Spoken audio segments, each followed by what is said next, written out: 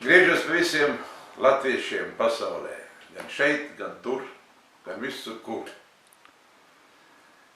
Atgādināšu sev, jums, varbūt piemirstās vērtības, bet visiem jau zināmās.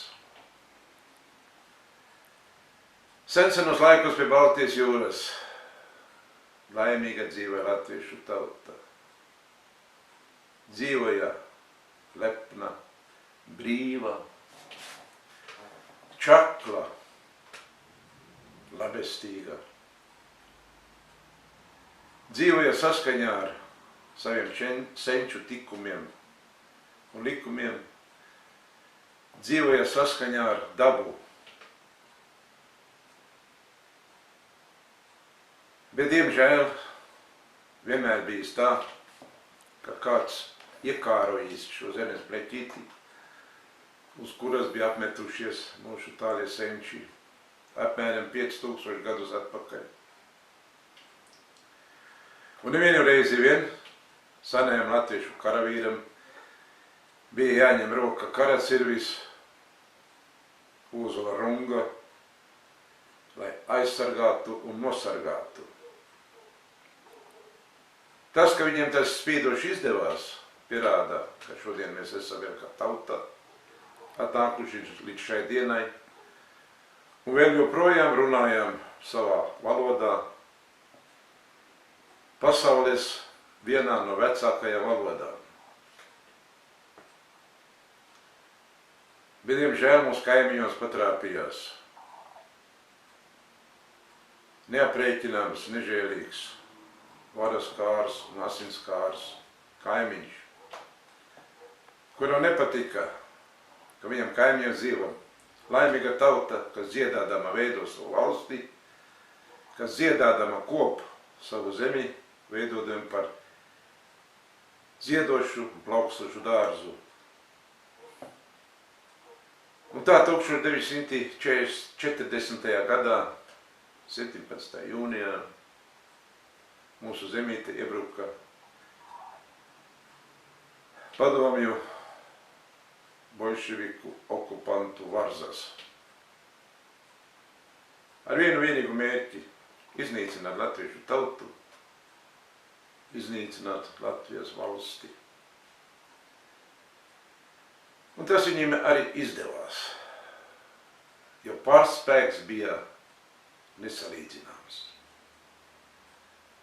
Latviešu valsts tika iznīcināta un latviešu tauta pakļauta izkaušanai, kurus nepaspēja nokaut, iznīcināt šeit uz vietas, tos izsūtīja uz tālākiem šīs ļaunuma impērijas padomju apgabaliem, nāves nometnēs lēnai mūkošai nāvei. Pēc otrreizējas okupācijas okupanti palika Latvijā un atrodas šeit vēl joprojām. Okupācijas laikā Latvijā tika iepludināti simtiem tūkstošu migrantu, kolonistu, kolonizatoru. Un pašā pēdējā mirklī vēl piepulcināja atvaļinātos padomju militāristus. Un šī raiba kompānija, radot 5. kolonnu, ir tā vienkārša valoda izsakoties, kā atvāsts duncis latviešu tautai aizmugurē. Daudz tiek runāts un cenšas mums iestāstīt, ka mēs esam pārmantojuši 18. novembra Latviju veiksmīgi, bez lieliem upuriem. Bet tie taču visi ir meli. Meli, salti, nekaunīgi meli. Mēs esam pārmantojuši padomju Latviju. Latvijas PSR. Ar visu tās saturu, indīgo šovinisma saturu. Un reiz ar šo pārmantojamību pie varas atkal nokļuva padomju nomenklatūristi bijušie kuri tad arī sāka šo valsti demontēt. Traģiski, kad Eiroparlamentā mūsu valsti pārstāv mums naidīgs grupējums Interfront. Traģiski ir vērot, ka mūsu parlamentā Saeimā sēž atklāts ienaidnieku grupējums, kurš neslēp un deklarē savus mērķus. Viņa prāt, Latvijas valsts ir kļūda, vēsturiska kļūda, kur ir jālabo. Un šo grupējumu nezinu, kāpēc sauc par opozīciju. Vienu reizi mēs savu valodu izglābām referendumā. Vai vēl izglābsim otru reizi? Šaubos, ja tā turpināsies. Šī okupācijas rezultātā latviešu tautā garīgums ir tā degradējies, ka šodienā latvietis nevar nepiecelties, apzināt sevi kā saimnieku savā zemē. Bet vienaldzīgi un gļēvi noskatās, kā tiek iztirgota, izandelēta, izdāļāta viņu tēvzeme, bagātīgu slacītu asinību sviedriem un asarām. Viņu tēvzemi, kur viņu tēvu tēvi asiņainām tulznām līda līdumus un kopā loloja, atstājot to saviem pēctečiem.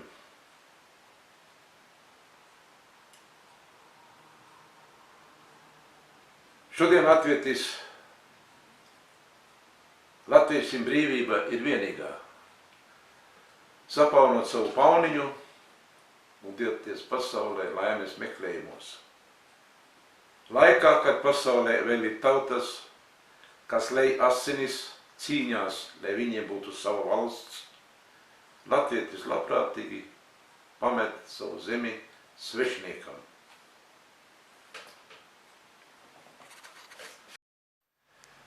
Par šo latviešu tautas traģisko stāvokli, par mūsu valsts traģiskumu, esam atbildīgi mēs paši.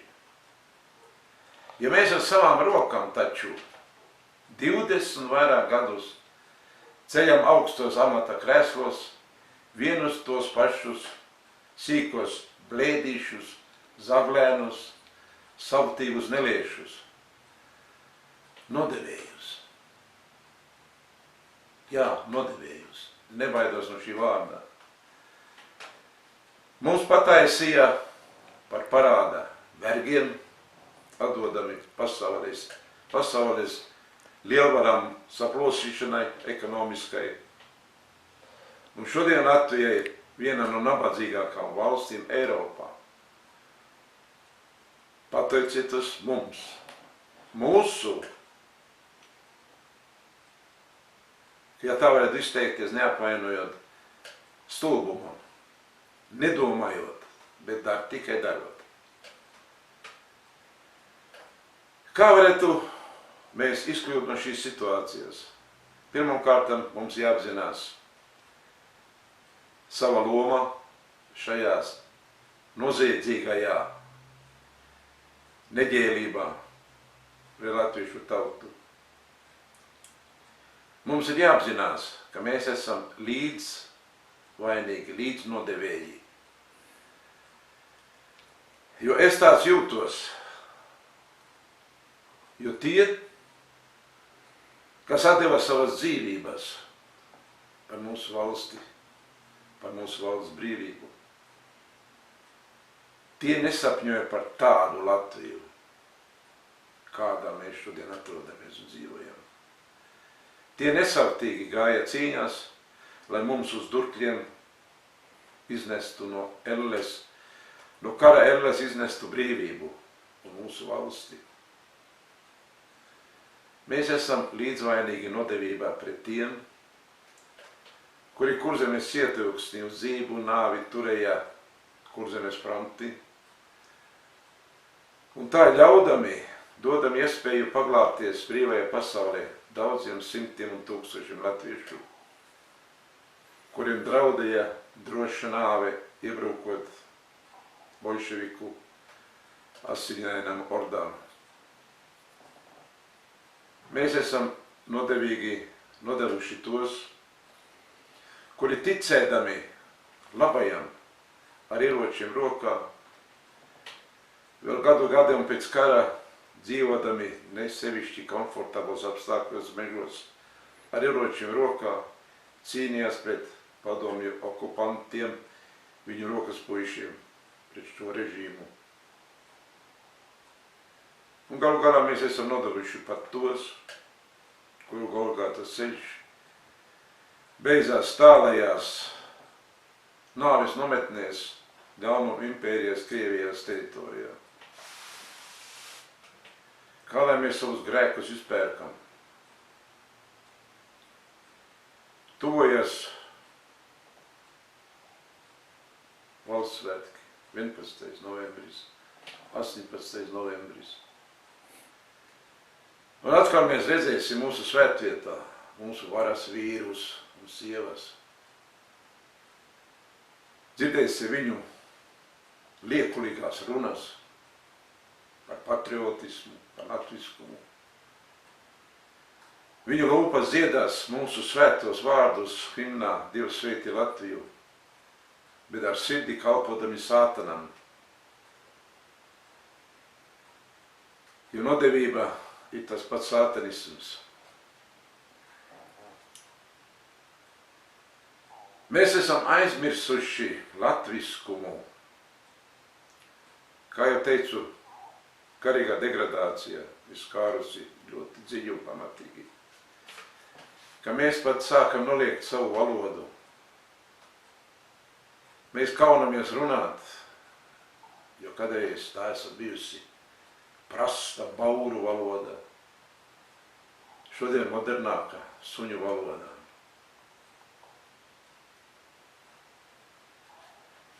Mēs aizmirstam, ka šī valoda ir viena no vecākā pasaulē, ar ko mums vajadzētu lepoties. Un parādīt pārējiem, ka mēs vēl protam runāt šajā valodā. Mums ir tāds vēsturīgs kultūra mantojums, kāds nav nevienai tautai pasaulē, ne pat mūsu galaktikā. Tās ir mūsu tautas dainas. Esot pat pareiķināts, ka uz katru latvieti iznāk pa vienai tautas dziesmai, un vēl paliekot pāri.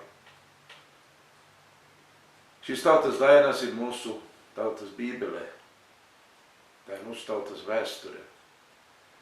Tā ir aprakstīts mūsu tautas nākotnē. Tā jau vajadzētu būt skolas mācību programmās, ka visa mūsu vēsture tuvā un tālā. Bet, diemžēl, tiek pieminēt retāk vai retāk. Vienīgi kādos vēsturnieku kongresos vai sapulcēs. Mums ir vēl viens fenomens – dziesmu un deju svētki. Šis fenomens ir atkal tāds, kāds nav nevienai tautai uz pasaules.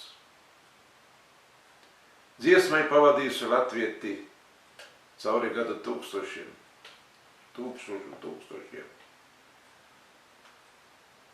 Ar dziesmiņu druvagāju, ar dziesmiņu karājāju, dziedot dzimu, dziedot augu, dziedot mūžu pavadīju. Dziesma ir mūsu gara pacēlums, bet tikai diemžēl un par nožēlušanu. Šis gara pacēlums ir tikai vienu reizi 5 gados.